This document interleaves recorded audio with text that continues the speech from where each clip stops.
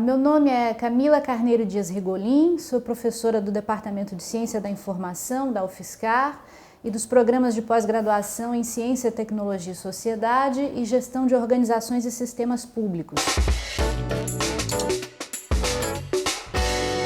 E a pesquisa sobre a qual eu vou comentar se chamou, na verdade, Natureza da Participação Feminina nos Institutos Nacionais de Ciência e Tecnologia. Ela foi desenvolvida entre os anos de 2013 e 2015 e teve financiamento de duas agências de fomento, do CNPq e da CAPES, através do Programa Nacional de Pós-Doutorado. Bom, essa pesquisa, ela se filia a um campo de estudos, que são os estudos sociais da ciência e tecnologia, com o qual eu trabalho, e mais especificamente a uma temática dentro dos estudos sociais de ciência e tecnologia, que é a investigação da dimensão gênero na ciência, né? O que significa a dimensão gênero na ciência? Então, na verdade, os estudos sobre gênero e ciência, eles remontam a mais de 40 anos e hoje já constituem, digamos, uma comunidade científica relativamente institucionalizada. O que é que a pesquisa sobre a participação das mulheres nos INCTs identificou? Então, em primeiro lugar, cabe explicar o que são os INCTs, né? Institutos Nacionais de Ciência e Tecnologia. São redes de investigação nucleadas em torno de um tema, e essas grandes redes são formadas por pesquisadores de diferentes instituições do Brasil, mas também do exterior. É um programa do CNPq, na verdade, é um programa que recebe um grande aporte de recursos, né? E o primeiro edital, digamos, que contemplou redes de pesquisa que se tornaram INCTs foi lançado em 2008. E naquela ocasião, nós observamos que dos 122 projetos aprovados, ou seja, das 122 propostas que se tornaram INCTs com financiamento do CNPq, apenas 18 eram liderados por mulheres. Então isso já demonstrava um forte indicativo, por exemplo, de segregação hierárquica, né? Porque se líder de INCT é de alguma maneira ocupar uma posição na elite científica, então a presença de mulheres, né, nessa elite científica era bastante restrita. E foi a partir daí que surgiu o nosso interesse para a realização dessa pesquisa. Nós tivemos, do ponto de vista metodológico, duas abordagens. Uma foi um estudo cientométrico da produção científica e tecnológica das mulheres que coordenam esses INCTs, e o outro foi um estudo de campo com a realização de entrevistas em profundidade com essas líderes. Então, das 18 líderes, conseguimos entrevistar 14.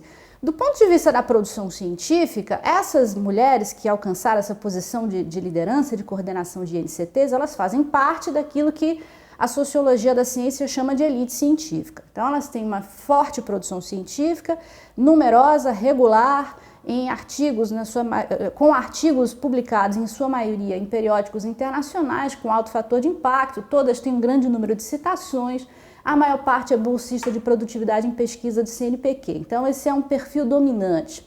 Do ponto de vista da produção tecnológica, se a gente assume, por exemplo, o registro de patentes como um indicador de produção tecnológica, aí é uma diferença, né? A produção científica é nitidamente superior à produção tecnológica.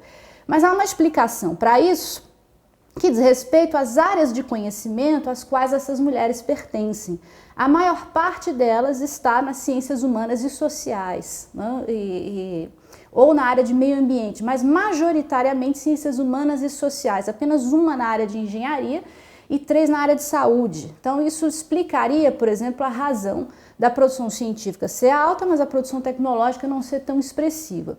Esse dado também é um indicador de segregação horizontal, né, que é um dos conceitos da literatura de gênero e ciência, que diz respeito à concentração de mulheres em certas áreas de conhecimento, né, que são tradicionalmente associadas ao feminino, né, e as ciências humanas e sociais estariam nessa posição. E dentro da área de saúde, aquelas sub-áreas de conhecimento associadas a cuidado, né? E de fato há essa correspondência, né, no que diz respeito ao perfil das mulheres líderes de INCTs.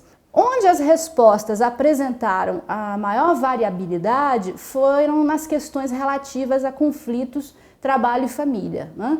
Administração da carreira, maternidade, casamento, aí as respostas foram bastante variadas, a gente não pode dizer que tem encontrado um padrão, né? Houve pesquisadoras, por exemplo, mais sêniores, né, que relataram que acham que esse aspecto é muito mais difícil para as jovens pesquisadoras que estão ingressando agora na carreira científica do que foi para elas, né? Isso porque os critérios de avaliação da produção científica nas universidades brasileiras, eles subiram bastante, né? Ou seja, o sistema de pós-graduação no Brasil amadureceu, há todo um sistema de avaliação da pós-graduação.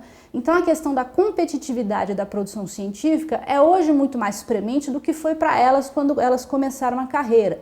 Por outro lado, houve outra pesquisadora que deu um depoimento na direção completamente oposta, né? Que ela sentiu a pressão do conflito trabalho e família, já mais, digamos, no estágio mais sênior da sua carreira, porque nesse momento foi cobrado dela, por parte da família, a questão do cuidado parental, né? Assumir o cuidado com os pais idosos. E ela deu um depoimento bastante interessante e muito categórico no que diz respeito a essa associação da tarefa do cuidado com o feminino, né? E, enfim, então isso mostra também que, ainda que existam padrões nos perfis dessas mulheres, né, em questões específicas como essa do conflito trabalho e família, há uma diversidade de depoimentos e de percepções e de experiências, né, no que diz respeito a como cada uma viveu ou vive essa dimensão.